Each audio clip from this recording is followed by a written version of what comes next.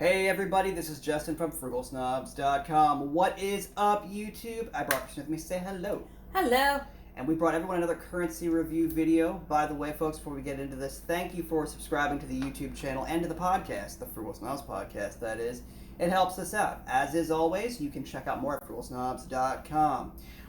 This particular review for our currency reviews is for the 1942 New Zealand half-crown coin featuring King George VI.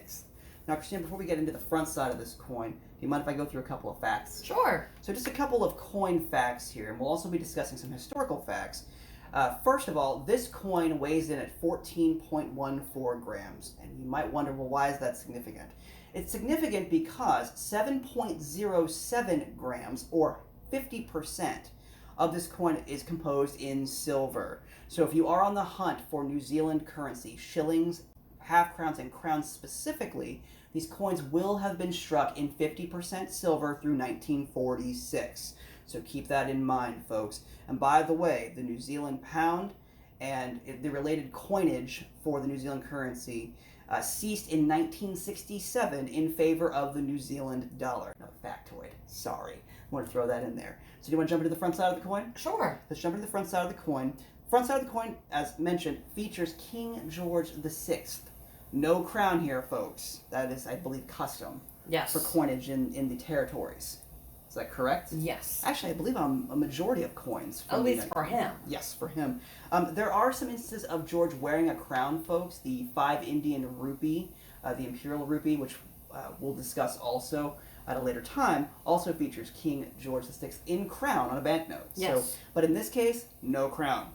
So the portrait itself, I believe, is it a side profile or a front-facing portrait? Side profile. Side profile. Gotcha. Okay. And that's typical for coins. Gotcha. Sorry, folks. Christina's actually taking a closer look at this coin. I'm just here for commentary. I'm just the luminary. So, side profile of King George VI. Again, this is a World War II coin, folks. Keep that in mind as well. And I believe certain things were happening in New Zealand at that time.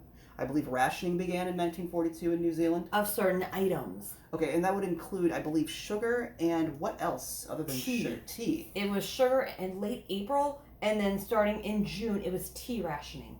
Interesting. It would also be interesting to see how the rationing worked elsewhere as well in terms of the parity with rationing in the UK proper. Also, I just wanted to point out, folks, that I think many times New Zealand doesn't get the credit it deserves. I think sometimes it's grouped in with Australia. Yes. And completely separate currency, completely separate culture. Exactly. So there is influence from Australia in terms of monetary policy at this time and exchanging at this time in terms of exchange rates. But keep in mind, folks, New Zealand is a completely separate entity. Yes. So you should keep that in mind. Anything else you want to talk about on the front side of this coin? Actually, just a little fact on New Zealand. Mm-hmm. Lord of the Rings was filmed there. Oh, excuse me. Anyway. Little factoid. Anything else on the front side of the coin? No, it's just a side profile of George. There's no, besides the portrait, there's no real intricacies about it. Interesting. All right, so now let's flip to the back side of the coin. And this is really why we're here, folks. Typically what you're going to find in most of the currency review videos, folks, particularly for coins, regardless of origin, we're typically really excited about the back side of the coins.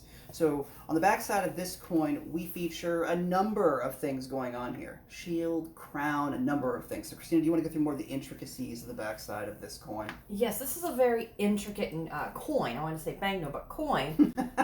Because we do a lot of banknotes. We do. And with this, it actually has the crown seated on top of the shield. Mm-hmm. Within the shield, you see one little section with the 4 stars. Right, the New Zealand 4 stars. Mm-hmm. And then underneath it has a big bale of wheat standing up. Mm-hmm. Agriculture. In the center, there's 3 ships. Mm-hmm. And then on the other side looks like someone's hoisting up a ram. Mm-hmm. And then the iron and like the axe hammer for the production. Interesting. So industry and agriculture. Yes. Right? So interesting coin, folks. We picked this coin up kind of not necessarily as a whim, but we've been researching New Zealand coins for a while. And like I said, folks, if you're going to be picking up New Zealand currency, it is separate from Australia, so do not group them together. I think it's a mistake if you do.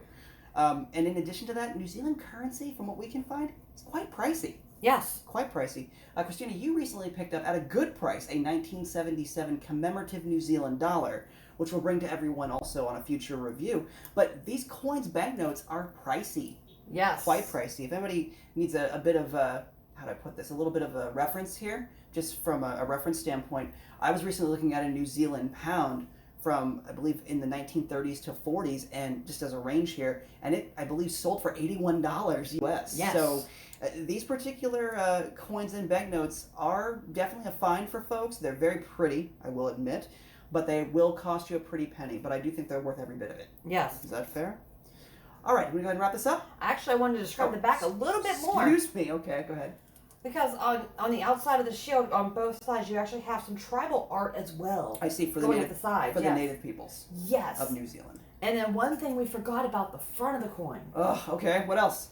It says King George.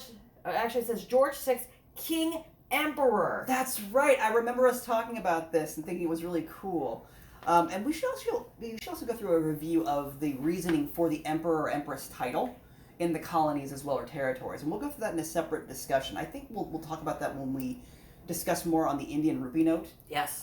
But there's an interesting backstory to the whole concept of empress or emperor being combined with the monarch titles. It's kind of funny. It's actually quite funny, involving Queen Victoria. But you have to stay tuned for that review, folks. Yes. So, all right, folks, we're going to wrap this up? Yes. Let's go ahead and do that.